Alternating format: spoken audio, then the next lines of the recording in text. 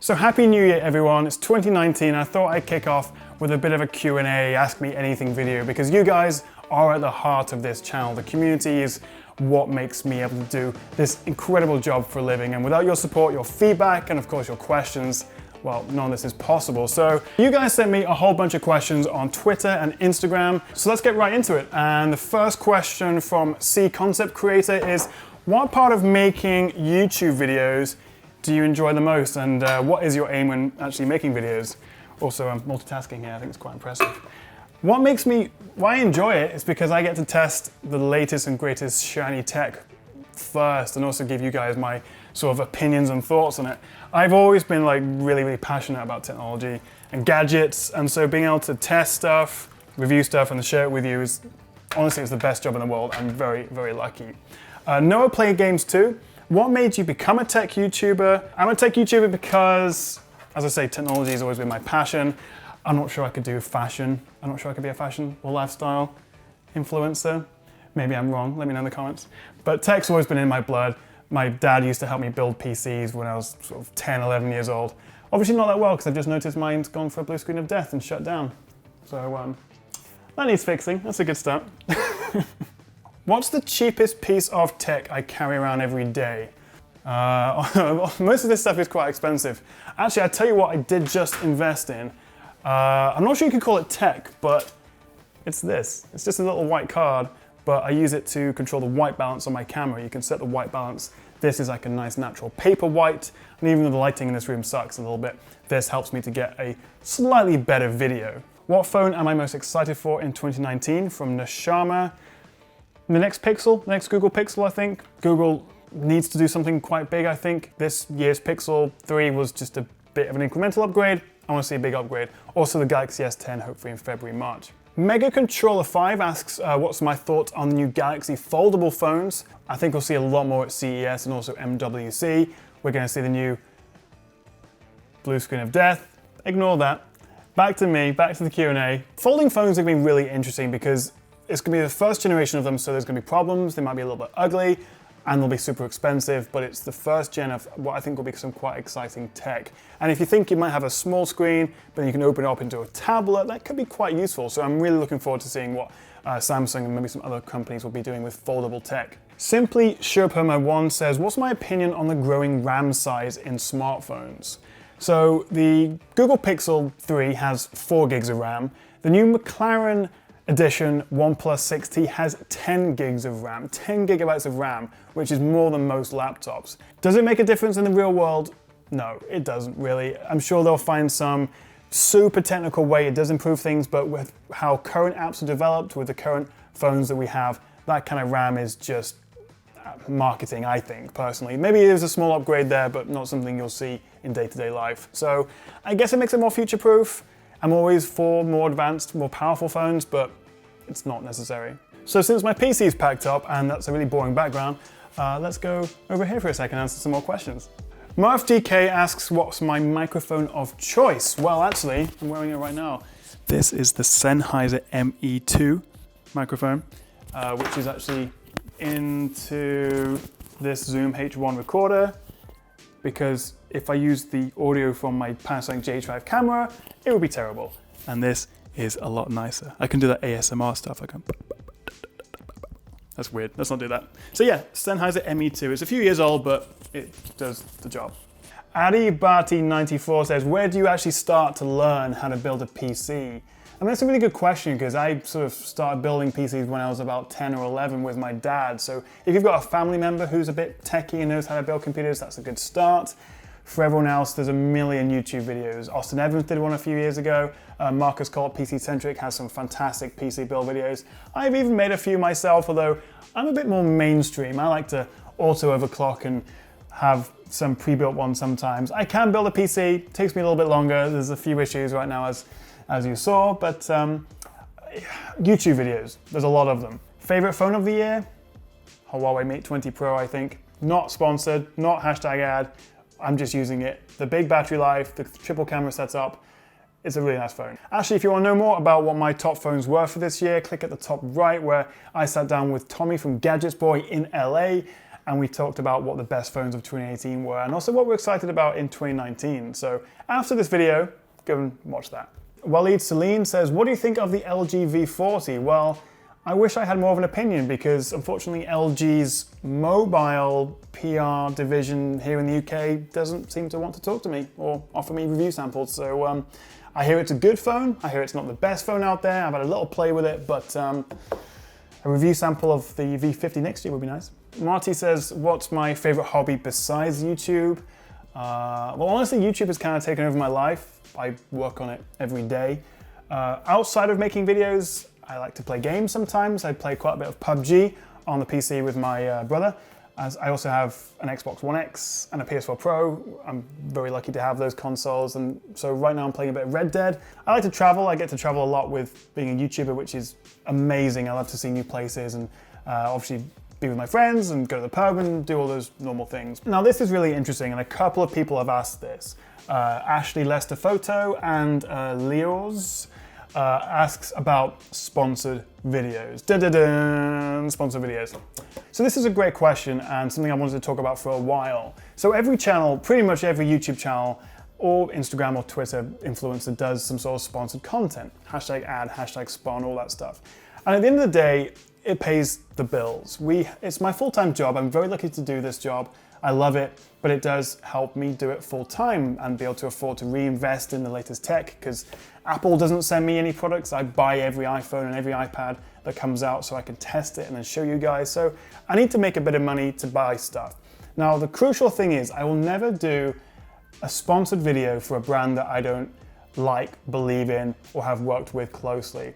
I turn down a lot of work because I perhaps don't believe in the product, even if they're offering lots of money, because at the end of the day, this channel is about giving consumer tech advice, buying advice, helping you guys to learn what's good, what's not good, and just showing you some cool tech. I'll never do a sponsored review. People do, but you can't do that in good conscience. If it's paid, it's no longer impartial. So I'll never do a sponsored review. It's so important to me that it's transparent and I can, to the best of my ability, maintain integrity, because without it, you will just unsubscribe. And I am constantly trying to find that balance between not doing too much, but also needing to do a bit to then reinvest it into the channel. So I'm not perfect, I do make mistakes, but as long as you keep being honest with me and feedback with your thoughts, then I always take that on board. I read every single comment. What do I think about the iPhone? I hate the iPhone, it's horrible. No, I'm joking. iPhones are great. Obviously they're expensive, and you have to be sort of invested in the Apple ecosystem, I think, to make it worth paying that money, but I mean, they're great phones. I'm an Android user personally, but iPhone XR is good value. The XS Max are great phones, and the cameras are so much better this year. So I love iPhones. When did you earn your first money?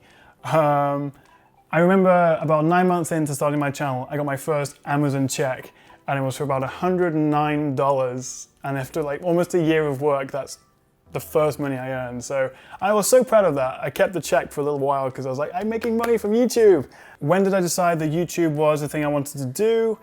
2015, beginning of 2015. I did not plan to do this for a job. I just did it as a hobby on the side. I was kind of just came out of a law degree and I was doing some other stuff, but beginning of 2015, so nearly 4 years ago, I started it, did it on the side for a bit, then became full-time. So not that long in the scheme of things. When starting YouTube, how do you get the initial views?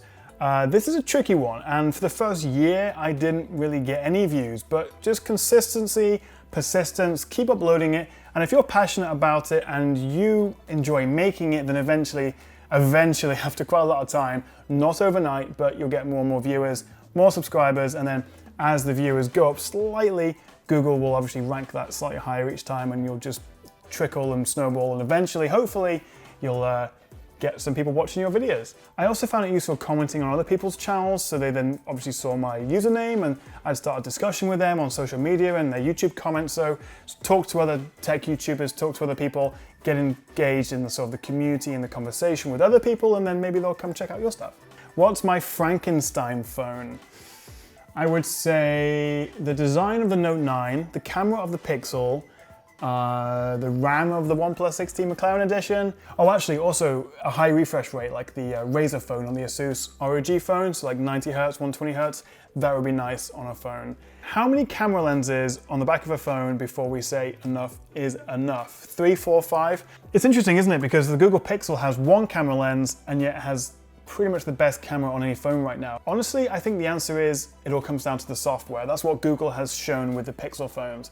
And if you have good software, good processing, then extra lenses can just be good for telephoto zoom, ultra wide lens, maybe better depth information. But fundamentally, as long as you have a good single lens, the rest is a bit superfluous. But the more the better, and I really do like the ultra wide lens you get on the Mate 20 Pro. I use it way more than I thought. Carlos asks, what's the meaning of life? I think the answer is clearly 42. As a fan of your channel based in Sydney, when you plan your videos and tech to cover, do you think globally or locally? And what are your plans for the future? If you're watching this in India or Australia or America or the UK, it's all just as important to me. You all have feedback and your opinions are just as important, and you're still a viewer and hopefully a subscriber. So while it's kind of tricky to be able to cater my videos to an entirely global audience when I'm in the UK, I try to cover brands that are widely available. When I do giveaways, they're always international giveaways, not just the UK. What do you think about pinhole cameras on the Galaxy S10? So this is what we're gonna see, I think, in a lot of 2019 phones. The notch being replaced with like a corner notch or something, like a little hole stamp, a pinhole for the selfie camera. So the S10, I think, is almost guaranteed given the leaks we've seen to come with this. At the end of the day, it's still a notch. You're still losing a bit of screen. If you go for full view video, you're still gonna have a bit cut out, but I suppose it's an improvement on a notch, but it's not that much different. It's just like a corner notch. So it'll be interesting to see what they actually come up with, but I don't think it's gonna be that revolutionary. How did I get started as a YouTuber? I kind of answered that. Any advice for an aspiring technology journalist?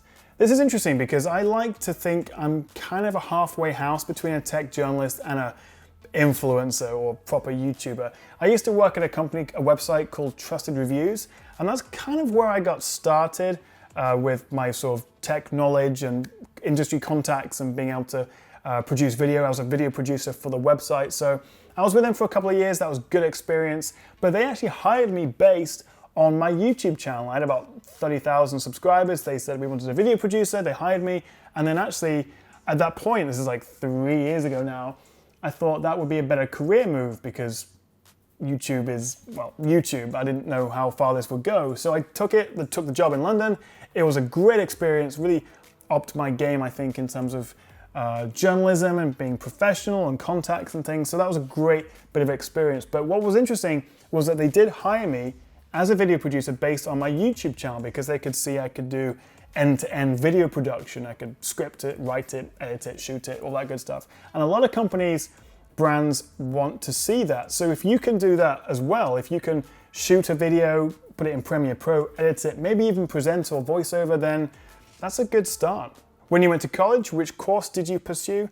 I did a law degree at the University of Exeter, which feels like a lifetime ago. Pablo asks, how are you so rich, in all caps? Pablo is getting very excited about this. I'm really not. I do okay on YouTube. I drive a used Ford Fiesta and live in a small 2-bedroom house. There are no Lamborghinis parked outside yet, unfortunately. Maybe one day. And the final question from Southeast Asian Spy, great name, can I grow a beard? The answer is yes, but not well. It goes ginger, so I tend not to. But my girlfriend Sarah, who's sitting right here, wants me to. But it hurts. If you've ever tried it, you get the scratchiness. Gotta push through. I don't want to do it.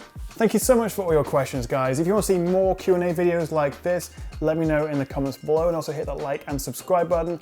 Happy New Year. I hope 2019 gets off to an amazing start for you, and I hope you'll continue to support me and follow me and watch my videos because I love doing this stuff and sharing the awesome new tech with you guys. I'll be in Vegas for CES in a couple of days, so stay tuned for all of that. And I'll catch you next time right here on the Tech Chap. Thanks for watching.